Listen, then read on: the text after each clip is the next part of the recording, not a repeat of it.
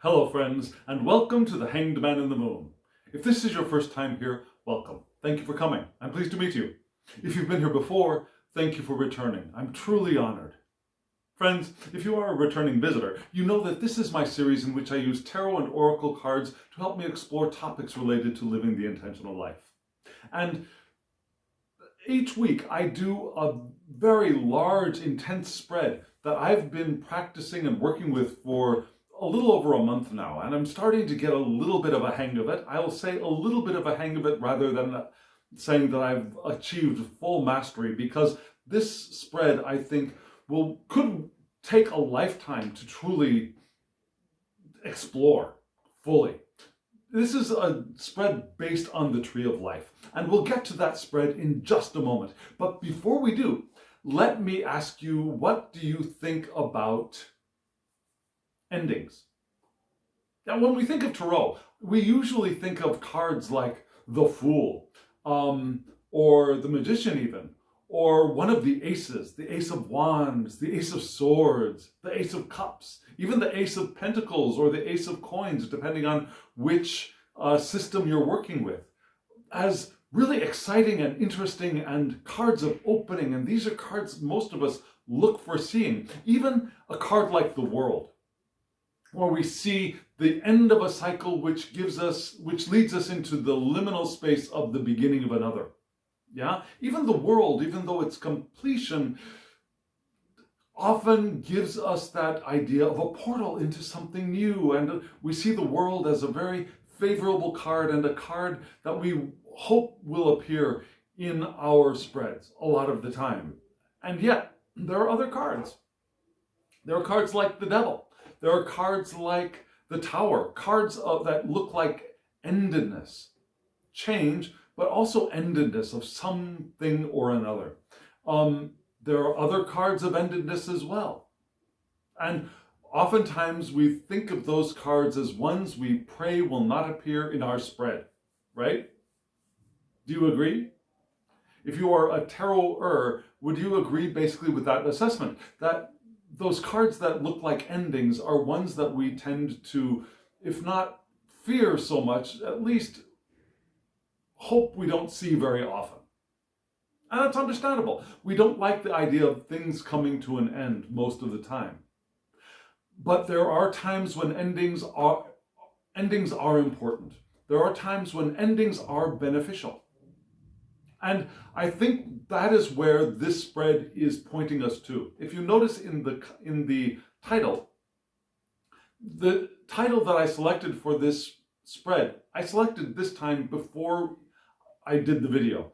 For the last month, I've been discovering the titles as I read the spread on camera. This one came to me before I started recording. So I went with it. I decided to go with it. And so you saw the title. Now what I'm going to do is I'm going to show you the spread. I'll show you the spread. We'll talk about it briefly, and then we'll start breaking it apart. Now, you probably know, if you've been following along, that this is going to be a two-part video. So right now you're in part one. At the end of this video, there will be a card up here for you to, not yet, it's coming later, for you to hop over to part two. So let's dive in. Let me show you that spread.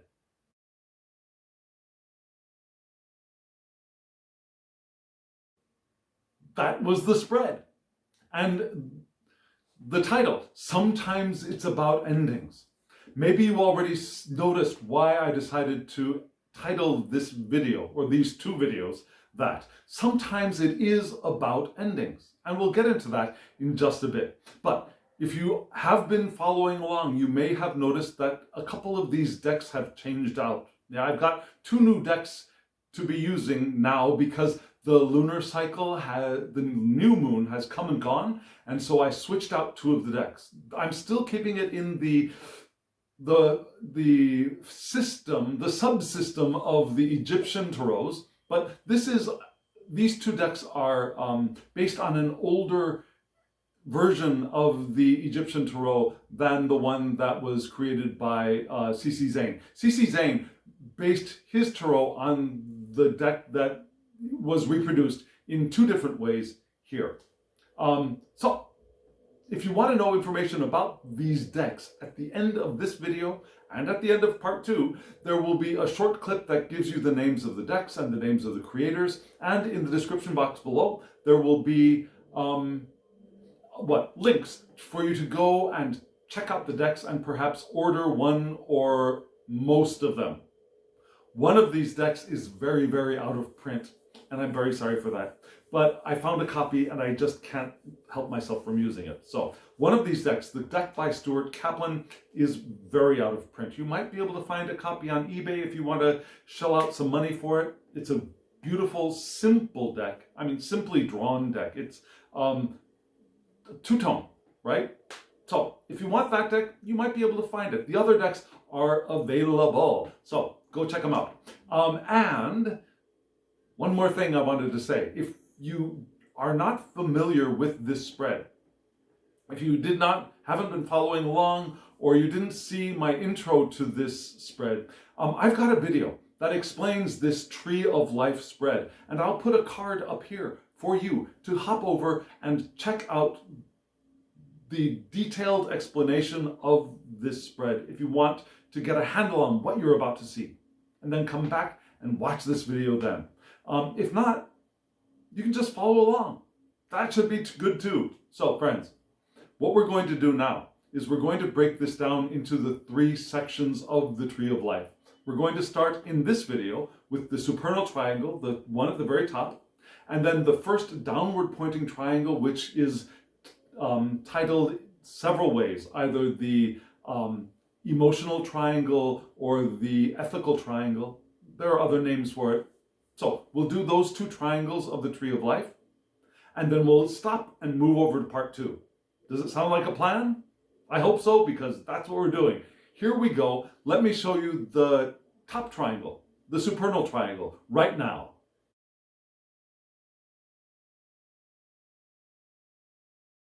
Friends, if you've been following along with this channel for a while, you know that I've been using this deck very often.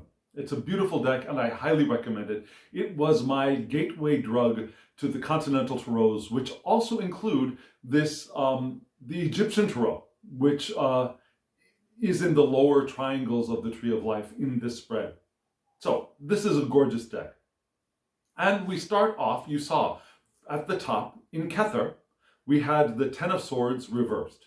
And then in Chokmah, we had the Sun also reversed. A lot of reversals, right? And then in Binah, the place 3, we had the Six of Wands upright. Now, again, if you know me, you know that every time I use this particular deck, I shuffle in reversals every time I riffle shuffle. Yeah, I split the deck in half, I turn half of it around, and I riffle shuffle. I split it in half, I turn half of it around, and I riffle shuffle. So it's remarkable both when there are all upright cards and all reversed cards. That's the most remarkable thing, I think. Here, we've got 2 reversed, 1 upright. There's a little bit perhaps of resistance here, but that's not surprising because you notice that first card, the card in Kether, was the Ten of Swords reversed. Not the happiest of cards, right? What is Kether? Just a brief reminder. Kether, it is called the crown. It's the crown of the tree. It is the two words had a collision inside of my head just there for a moment. It is the monad, or it's the Sephirah of the Ein Sof, or the next Sephirah from the Ein Sof. The Ein Sof of infinity, of the unity, of the oneness. Yeah? A book that I wrote and have never published was called Radical Oneness. It's that oneness, that unity of all, before the binary occurred. So Kether is that representation, and it is a representation of that which cannot be known. Yeah? It's the primal stirrings inside of the Ein Sof, the infinity, the arousal of the desire to manifest. It's not the desire to manifest yet. It's not even that clear. It's the arousal of the desire to manifest. It's the potential for content before there is any content. And the way my body likes to experience that is the feeling of the body moving before we notice it's moving because there's an itch somewhere that wants to be scratched. Now, it's that moment where the body starts to move and then you notice the body moving. And then you wonder why it's moving. And then you notice, there's an itch there. And then you pinpoint the itch so that you can scratch it. Right? It's the movement before it's perceptible. And so in that space, we had the Ten of Swords reversed. I hope you can see these cards. The lighting for a couple of these decks has not been so good for you. But here's the card of the Ten of Swords reversed. Let me show it to you upright so you get a better picture of it. Yeah, we've got the sun with a big old tear in its eye. Do you notice the tear? Let me show you. Let's see, where is that tear? Yeah? This thing here, the thing that kind of looks like an ampule. Yeah, it's huge, right? But you might not notice that it's a tear. That thing's a tear. And the rays of the sun go through that tear and they break off into a rainbow. So upright, we've got the idea of our sadness giving us the diffraction of energy into a beautiful rainbow of diversity and color and life. And then you see off in a kind of circular frame on the side, we have the androgyne, pinned to a bier with 10 swords, right? With fire underneath it. I don't often notice the fire underneath there, but yeah, this swords card has some fire in it. But we've also got the sun up there, right? But again, we're turning this card upside down. So even though there's some fire there, and even though there's the sun there, the Two of Swords points to Libra, Aquarius, and Gemini, all three of the air signs, which are the domiciles of Venus, Saturn, and Mercury, from which the cardinal, fixed, and mutable air's vital attributes enter our world. Now, cardinal, fixed, and mutable air. We've got all of the air bursting forth in this card. And even when upright, there's an idea of endings for a new beginning. Here, when it's reversed, we have something else. A little bit more harsh, perhaps. A little bit more Saturn-y, perhaps. Rather than the Venus-Mercury, we've got a little bit more harshness. We've got the idea of being exhausted, used up, emotionally at the end of the line. Yeah? We have the idea of the feelings of failure, having nothing to continue, right? That it's like, there's nothing left, there's nothing more. This is the end. This is the end of the book. Not the, this is the end and they live happily ever after. This is the end of the book. There is nothing else written here, right?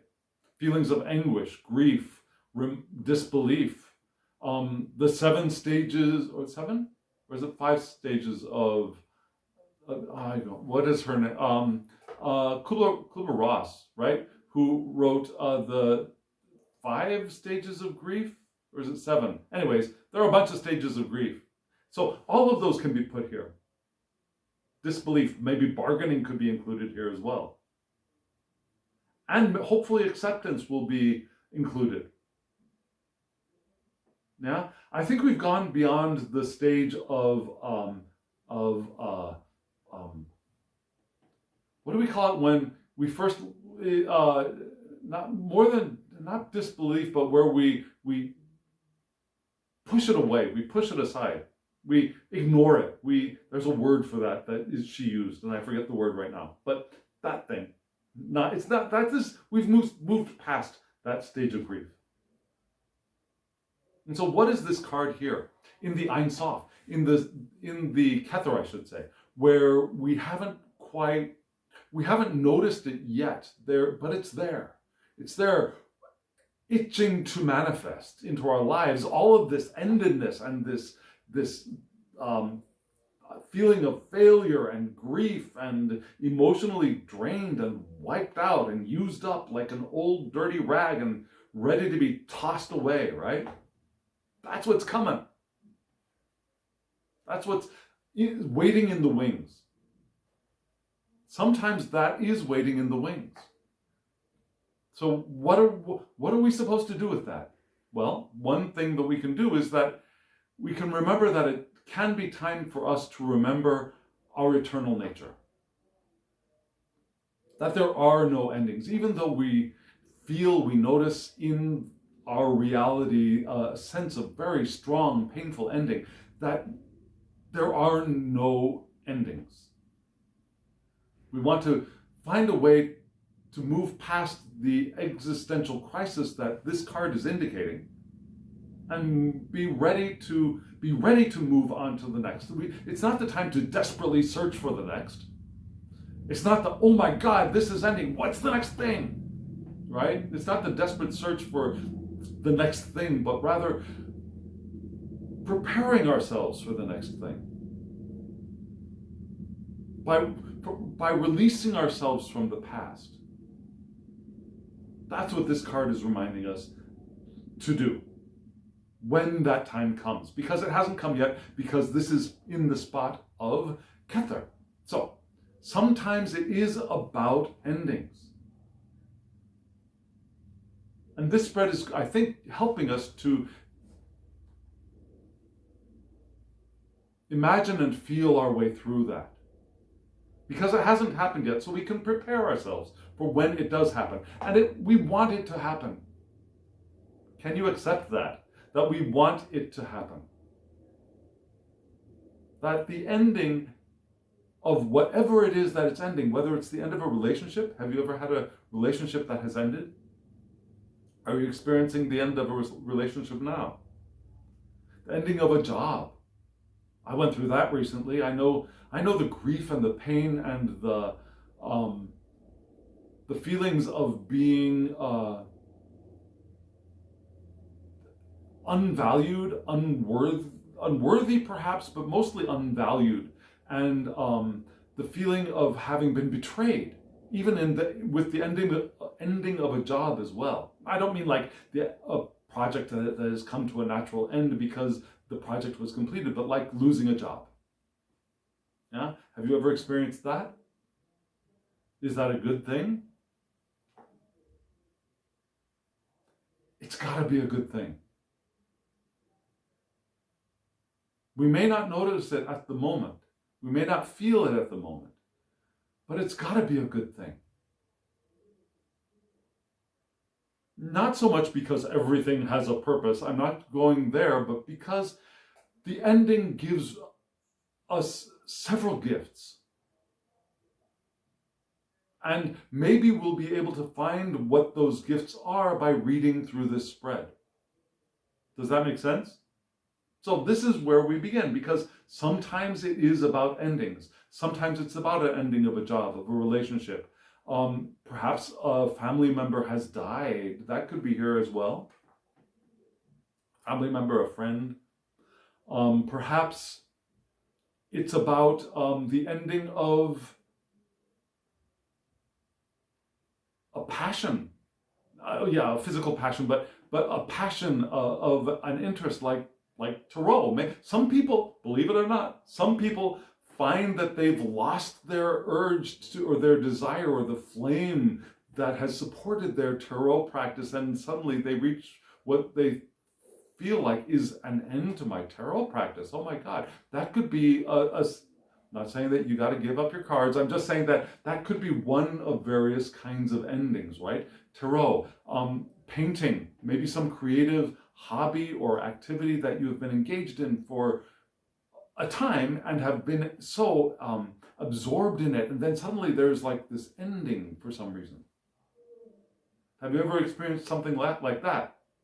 I've experienced that as well. Yeah, I gave up a career, as much as we could call what I had a career, in theater, for example. There was an ending to that, and I remember the process of that. So this is perhaps, these are some examples of what this card could be pointing to? Just some examples. There are more. If you can think of more, let me know in the comments below. So here's where we start. In Kether, what's waiting in the wings? What is the attribute, the quality that is getting ready to enter into our perception? And this moves into the next card, which is Hokmah. And Hokmah is the top of the father pillar. It's the yang, yin, yang, yang, the yang, the active, outgoing energy of the yang, or in Chinese, yin yang, of the Taoist circle, right? Hokmah is also a boundless energy, not even energy, a boundlessness of perceptible content, but it's just barely perceptible. Like, have you ever gone out and not really even noticed it at first, but there was a fog, and then you suddenly, not necessarily suddenly, but slowly began to notice, oh, there is something, ah, yes, that's fog. Now, you don't really see, there's no beginning, there's no end to it, there's just a sense that there is something there, right? That's what Hokmah is to me. It's an active thing, yeah? It's the boundless impulse of creation. Kether was the primal stirrings to begin creation. This is the boundless impulse of creation. The impulse is here, but it's boundless. Boundless in the sense that it has no borders, it has no container. It's also intuitive insight of the soul, still unable to be grasped.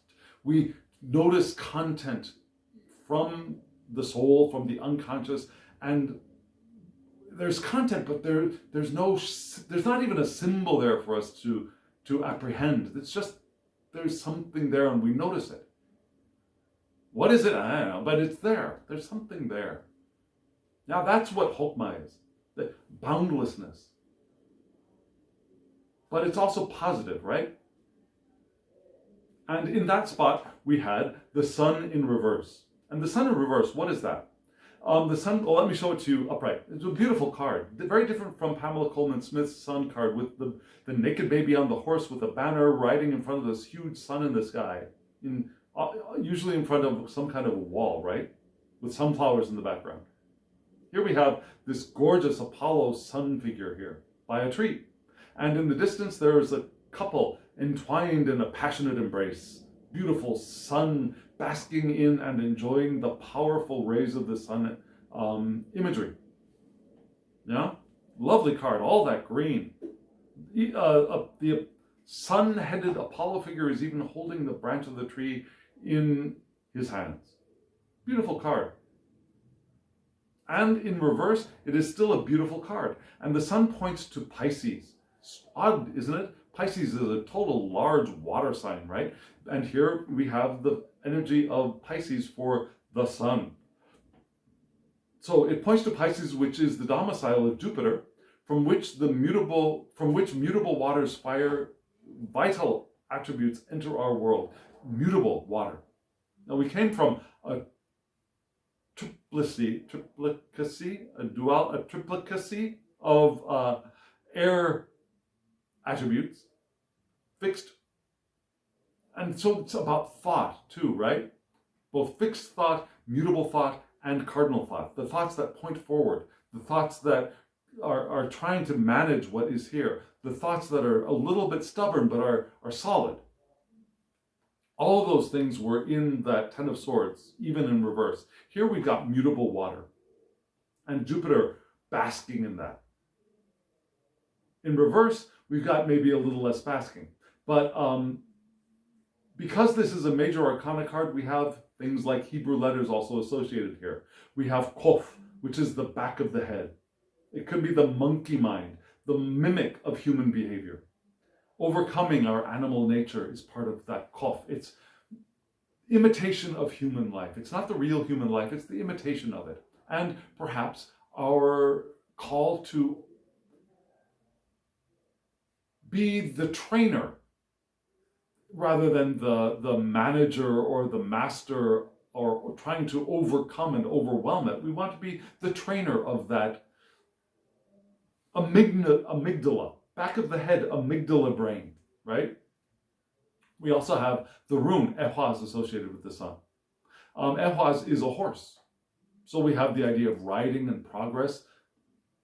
Remember the image of the baby on the horse in Pamela Coleman-Smith's art? We also have loyalty and harmony, cooperation, partnership, marriage. So we have, those things can be the relationship of the conscious mind to the amygdala brain, which were described in Kof. Because when it's not joined, when it's not partnered, it can go wild and off the handle and swing from trees and start grabbing things that shine in the sunlight like a monkey. Things that don't belong to it. Yeah? So, in reverse, what is that pointing to? Well, our ego entering the vastness of Pisces can get a little scared by all of that space and beauty and truth of Jupiter in that ocean of Piscean water. The ego can get scared. It's like it's too much here. We recognize the eternal nature of learning, growth in mastery. Yeah? Because we're not there yet. We know that we will never be there. And we want to recognize and own that we will never get there, because there is no there to truly get to. If we're living intentional lives and we know that there's this powerful river, it's a metaphor, a powerful river of intention that flows, and we can open ourselves to the taking advantage of that power and moving forward to all of those things that we've energetically created for ourselves on the course of our lives. We open to that, and we know that, yeah, there are things that we will experience on the way, but there's no end to the way. The way just keeps going, because this is an eternal life that we as eternal beings are living in a diversity of human experiences, right? So there is no endedness. There's always going to be something else for us to learn, another way for us to grow, to expand. And this card is helping us to recognize that. We want to liberate the self from our eternal self-referencing worldview. It's all about me being this ego mind in this human body. It's all about this here. And eliminating everything else. We want to, and that becomes bondage. We want to liberate ourselves from that bondage. Yeah, there's a new way of thinking that is possible. There's a different way of thinking that is possible, which would require an end, a breaking apart. We can open to the wisdom of the collective psyche as well here. It's not all about this, right? There's another way of opening, an opening of mind here, an opening of mind to the waters of Pisces. We can release ourselves from our limited programmed thinking.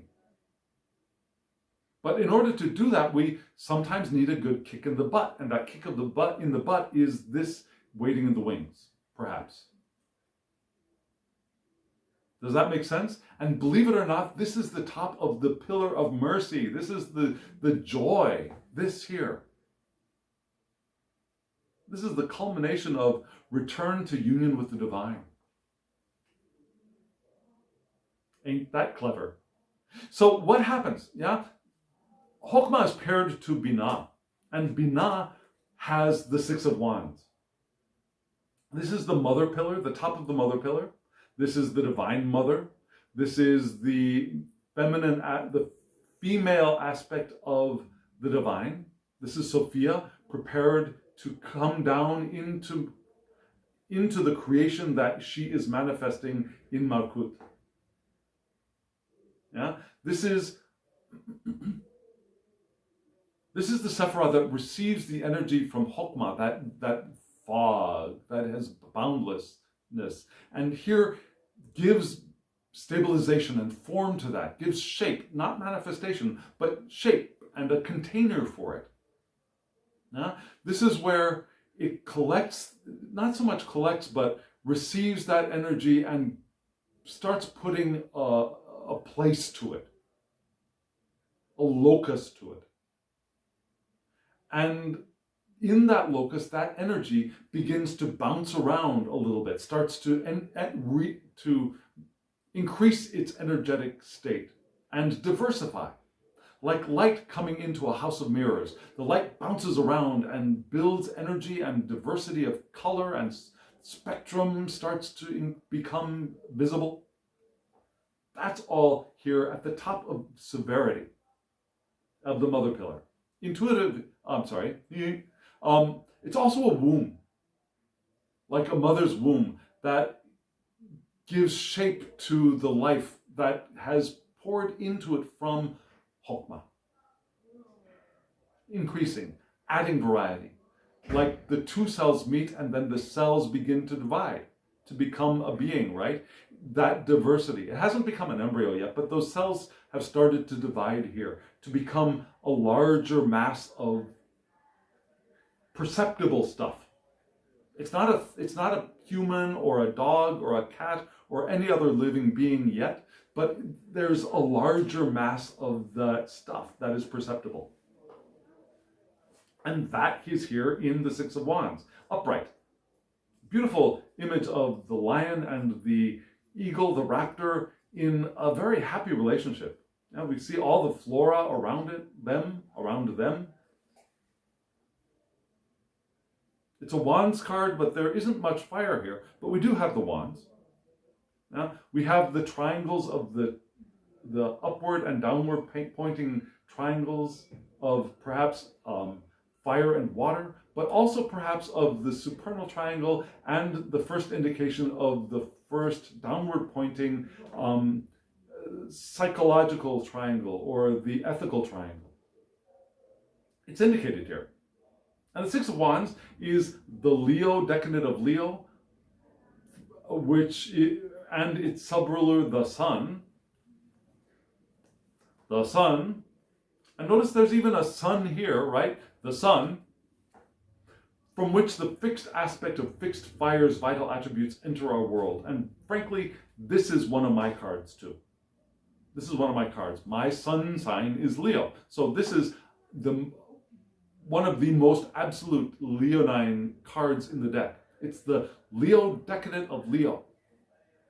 And the planet is the Sun. There we go. Lovely, love this card. So we got very, very supersized Leo here. And here we have the idea that we have free will and self-sovereignty. Yeah? But we can also remember that we can have considerations for the welfare of the collective as well. We are not isolated beings. Our success and our choices and our self-determination affect those around us, and we want to keep those around us in our mind as we make our choices, as we live our lives. We can ask ourselves questions like, how can my desires also be of benefit to the collective, to the community? And how can the community welfare influence and benefit my desires? Imagine that you are taking consideration of your family and you want to make your choices that benefit your family. But your family also benefits you in the choices that you make. There's that mutual exchange of beneficence. Like the sun. The sun gives energy and never asks for anything back. The sun gives life and never asks for anything back. But the sun does get something back. The sun gets the attention of all this life that it has created. So we have that exchange of generosity and love here in this card. For every group with a leader, there are always those who support that leader. And some of those who support the leader do well. And in a healthy community, those ones who do well as they support their leader, we want to ensure that they have advancement, that they are able to take on more responsibility, that they are acknowledged, that they are appreciated, that they get the chance to grow within that community. That community could be anything. It could be work groups. It could be familial groups. It could be other social groups. It could be groups of friends. It could be groups of volunteers. It could be anything. But there's usually a leader to a group, and there are people who help that leader. And among those people who help the leader, it's not all about the leader. It's about the people in the group and those who are doing a good job, applauding, praising, and allowing them to flourish, supporting their ability to flourish. So this is the supernal triangle, right? We begin with this waiting in the wings sense of endedness and grief. And so that is paired with these two ideas of, yes, it's a little scary. We recognize this vastness that we are looking at, and that endedness can feel like a vastness sometimes, right? But there's a new way of living that's possible. We can release ourselves from the limited programmed thinking that has accompanied whatever it was that is ending here, that is about to end. We can begin new ways of living. Well, we can know that there is a new way of living. Let me put it that way. This is not the beginning of something new. This is the knowing that there is hope out there. There is hope here. There is hope here. And because we recognize the eternal nature of who we are, and as we do that, we also recognize that as the paired partner, that we have our free will, we have our self-sovereignty, and in that sovereignty, we also want to know that we take care of the people who are taking care of us. In the Six of Wands. And these three sephira feed each other, in a sense, as well. The monad, which splits into the two, the father and the mother both feed back into the monad as an eternal triangle of supernal existence. So there we are. Now you noticed that there was a fourth card that I haven't talked about. That is the card for the space of Da'at. And that is the void. That is the space that was left when the tree fell. But we've got a card in there. But we're not going to look at that card until part 2 of this video, when we read the lightning path. That's when we will take in the card of Da'at. So this is the end of the supernal triangle. Let me show you the first downward pointing triangle, which is the psychological or the ethical triangle. Here it is.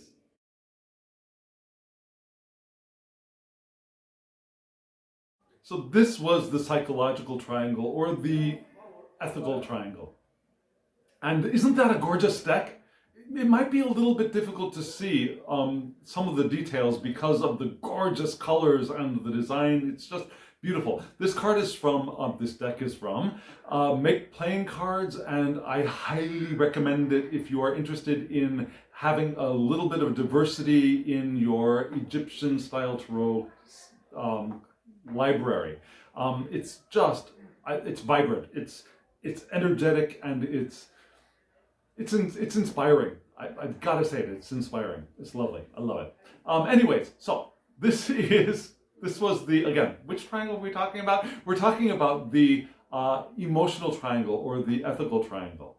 And so we started off in Chesed with the world. What a wonderful, remember I mentioned the world again at the beginning of this, part 1 of this video. It's a card that we often love to see we love to see the sun too, right? We love to see the world in a spread. and it's here. The Egyptian Tarot is a little bit different than perhaps a RWS or a Thoth-based deck. So there are some slight subtle differences, I think, in reading this card. But still, it's a wonderful card, and that's in Chesed. And then we went to Gevurah with the King of Swords. And I'm reading this card, and actually I'm reading this set of cards and the set of cards below. Primarily according to the book written by the man who called himself the Count de Saint-Germain, but not the one from the 16th or the 16th century, but the one from the 19th century. Yeah, there was a guy who called himself the Count de Saint-Germain. He was a contemporary of Waite, Crowley, Papa Stephen, and so he wrote a book, and he designed a set of cards, or at least modified the design of a set of cards in his book. And so I'm going to be reading his planetary associations, which are a little bit wacky to me, but still, why not? Let's give it a shot.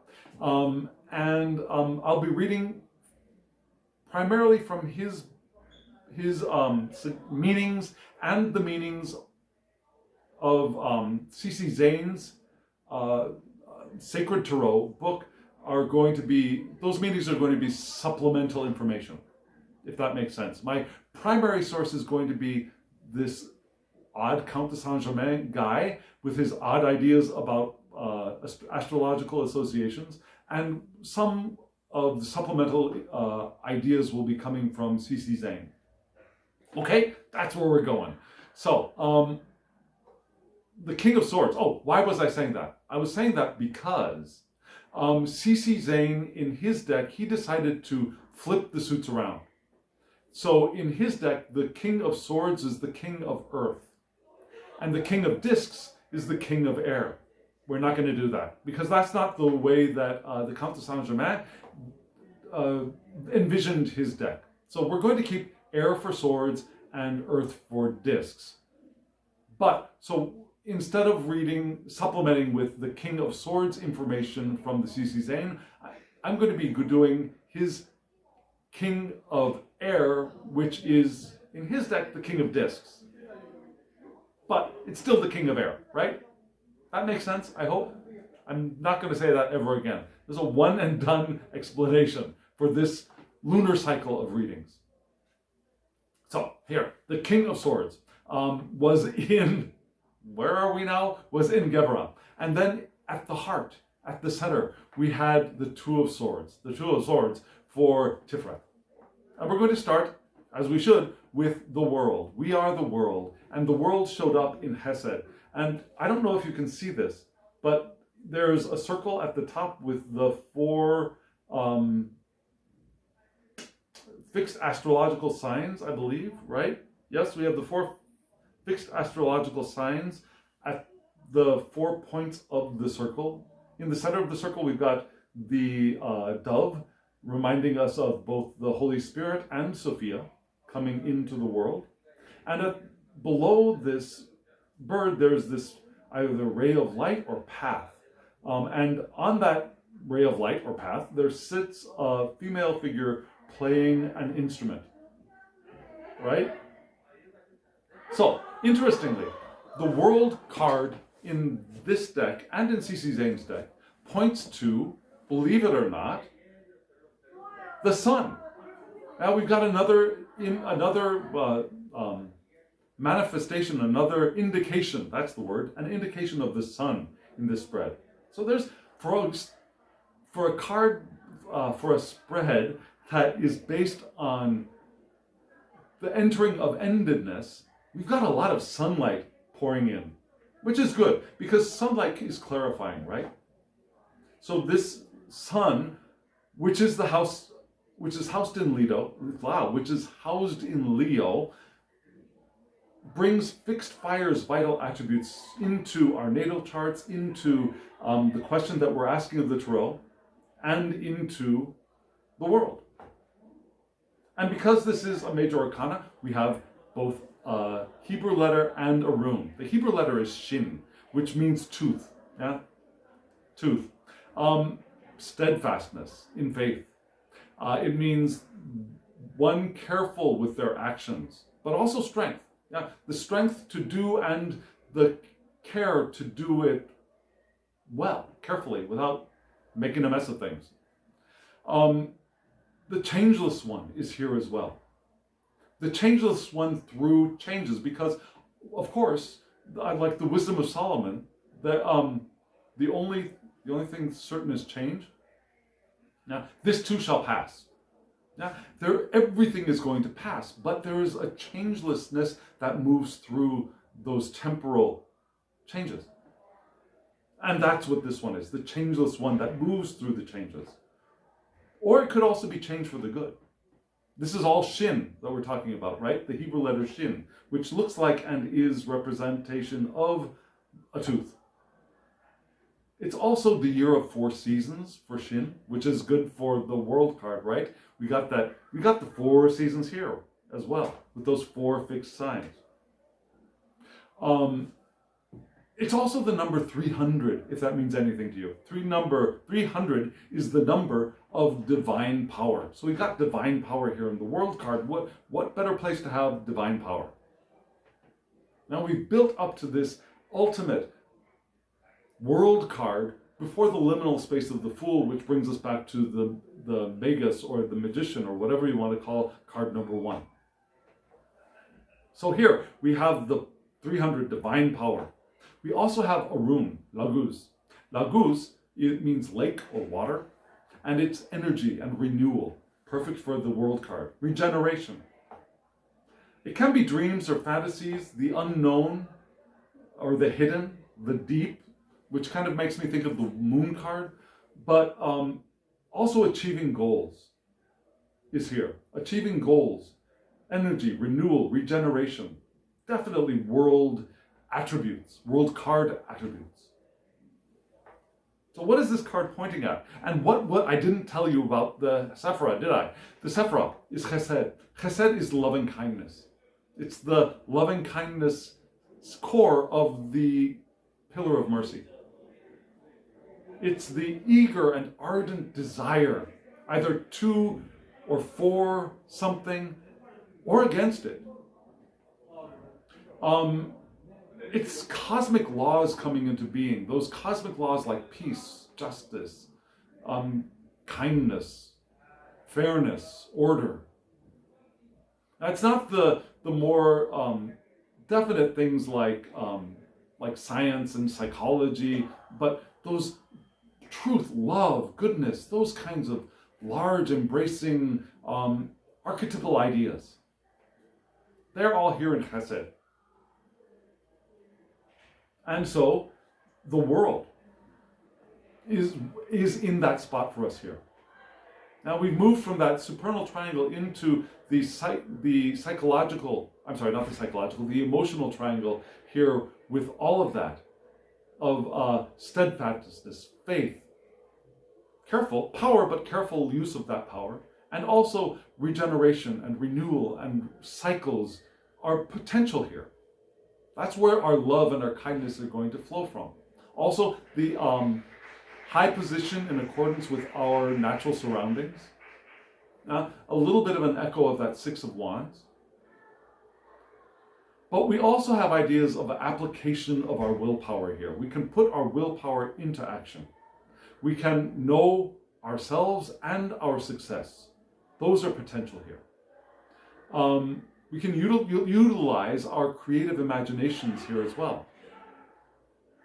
Our strength comes from our action in harmony with others and our environment.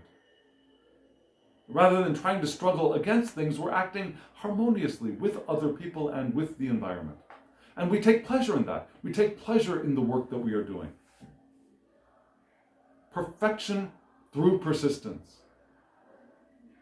Which is a good thing to remember when we've come through that 10 of Swords beginning or waiting in the wings. Now we synchronize our body, our mind, and our emotion. We become unified here in the world card. And that's where our love, our kindness, and our truth, fairness, peace, our ardent desire flows from all of that. Does that make sense? I hope so, because this Sephirah is paired with its partner Sephirah on the mother pillar, which is Geverah, which is judgment and limitation. And in that spot for judgment and limitation, for putting motion to, but also to put motion to the ideas that have flowed from Chesed.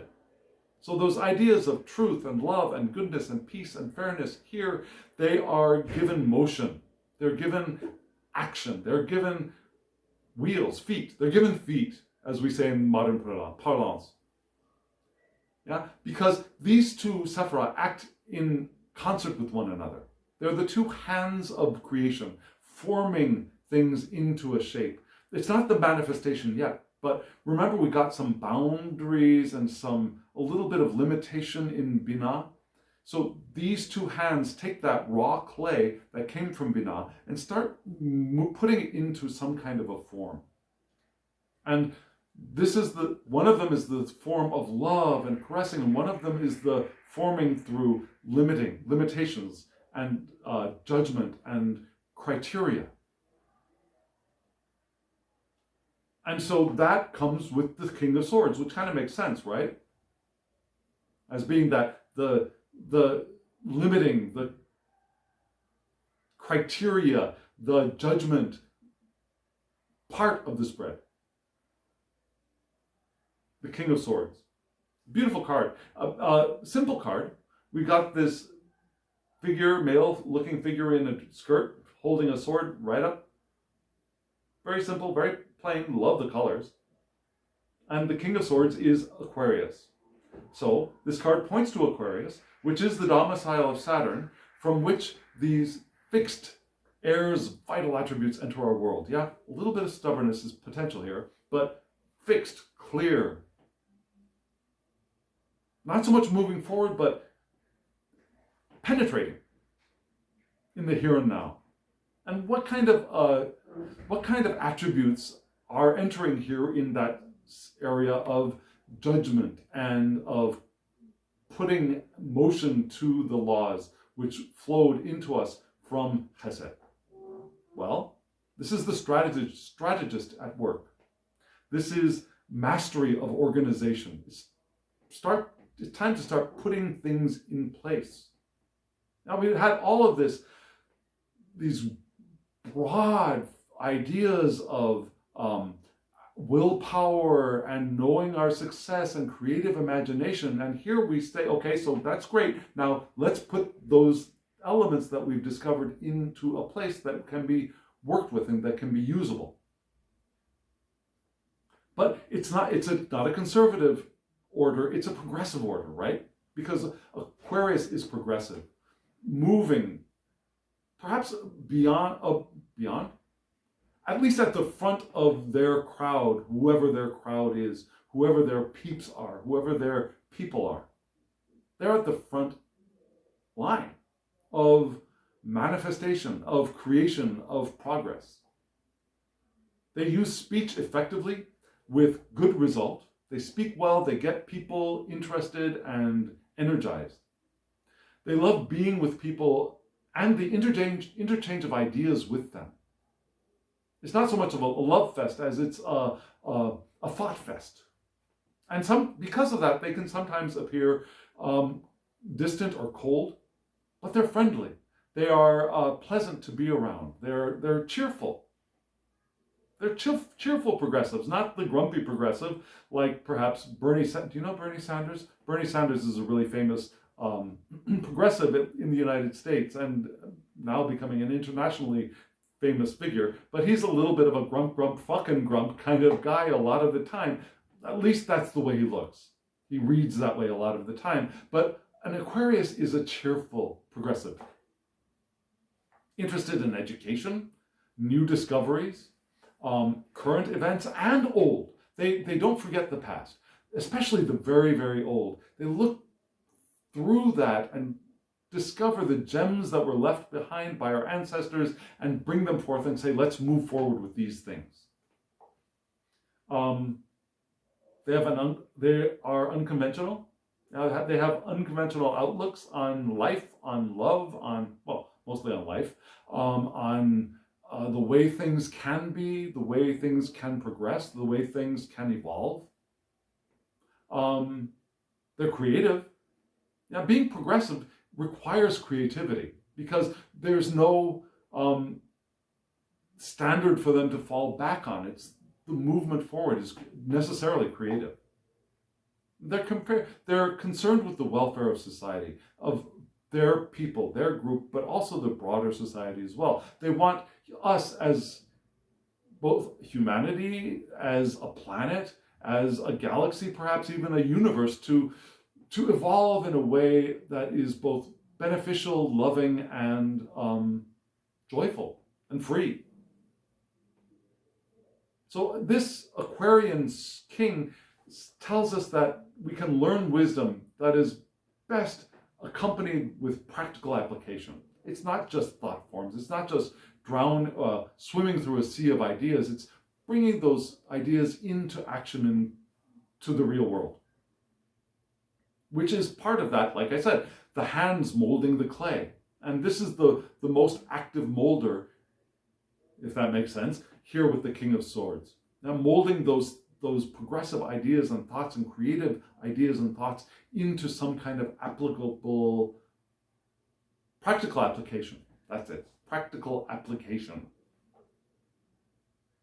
And so these two cards, the world, the love, the joy, and Gevra, which is our judgment and our molding things and putting them in motion. Those two are balanced by the heart of Tiferet. And Tiferet is the heart of beauty, of glory, of kindness and strength. Now, the balance of kindness, the kindness and strength are balanced here in Tiferet. It's the heart of creation which flowers forth. And all of the other Sephiroth are connected to Tiferet. This is the one Sephiroth that is connected to all of the other Sephiroth. It translates force into form as that force moves down the tree, and it also translates form into force as that form moves back up the returning path of the tree of life. So matter into energy and energy into matter. It's here in Tiferet. And in that spot, we've got the Two of Swords. In the Comte de Saint-Germain's book, the Two of Wands is very, very strangely associated with the moon. Go figure. Wands, fire, moon, water. Marry the two shall mix, and yet here we have it mixed. So the Two of Wands in this deck points to the moon, which resides in Cancer, from which cardinal water's vital attributes enters the world. Surprising, is it not? And yet maybe not, because Cancer is the heart, I think, of it's the watery heart of the zodiac. Now, okay, the sun could be the fiery heart, but the sun's partner is the moon. And the moon being here in the space of the heart makes absolute sense in a way. Now, if this card were in another spot, it might have been a little bit more of an awkward match, but I think here, having the moon in Cancer in the heart makes sense. So it's the meeting with obstacles. We meet with the obstacles that present themselves. Vigilance is asked for, to be aware and perceptive. We also want to be selective of who we partner with in this card. The moon is nurturing and fertility, right? Creativity, emotional shifts, and how they color our perception and our interaction with other people, with the world, and also with our subconscious. Now, our emotions affect our relationships externally and internally as well, right? It is also the planet of the subconscious world. Its memory and seeing what we want are all part of the moon. So here at the heart, we have all of that. Our memory, seeing what is it that we want?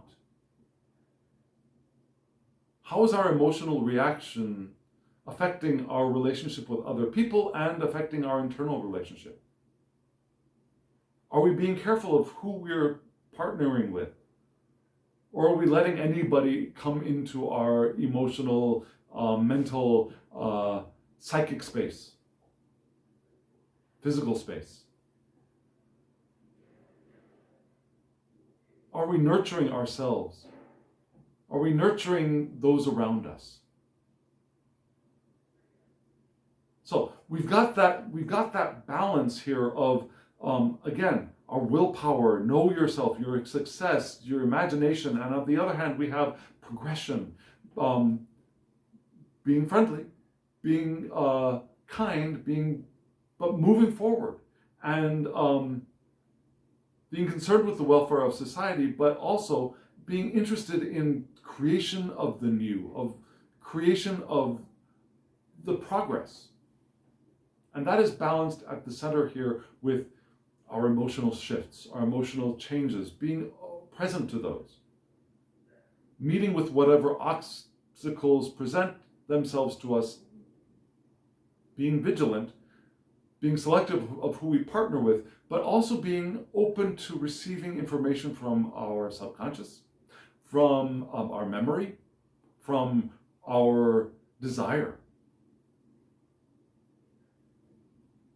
And that is what is going to translate the upper tree into manifestation. Right? That makes sense, I think, doesn't it? So that is the end of this emotional triangle here. An emotional triangle that had fire, water, and air. Fire in the sun, air in the King of Swords, and though Two of Wands is supposedly a fire card, we had the moon in there, the moon in Cancer. So we got a little bit of water there too. So we're going to be, and those are the three elements which create Earth. Isn't that interesting? Because this is what flows. Now, we'll talk about that later. Okay, so another idea came to mind, but we'll talk about that in part 2. So what's going to happen now? Well, first, let me tell you that right up here, right now, it will be a card for you to hop on over to part 2 if you want to. In just a moment, there will be a short clip of showing you the names of the decks and the creators of the decks, and the links to those decks are in the description box below, except for the one deck which will be in part 2. Right? The deck by Stuart Claplin, we haven't seen that close up yet, but there will be links to all the cards except for that one in the description box below. And friends, if you haven't yet, hit the thumbs up button and subscribe if you haven't subscribed, and also hit the alarm bell so you get notifications of when I upload videos. Comment below. I would love to hear from you. What do you think? What do you think of this deck? Do you have it? Do you want to have it? Do you think it's beautiful like I think it's beautiful? Let me know. Let me know if what we've said about this spread so far makes sense in the comments below. Oh, and if you want a reading from me, my email address is below. thehangedmaninthemoon@gmail.com. Send me an email and we will get you a reading. Whatever you want. Tree of Life, 3-card spread is fine, a Celtic Cross, Rider-Waite-Smith, Tarot de Marseille, Thoth, whatever you want. We can get you a reading about whatever topic you're interested in. General, specific, it's all up to you. Send me an email. We'll get you a reading. And friends, now, as always, I wish you love, joy, well-being, and pure awareness. Thank you.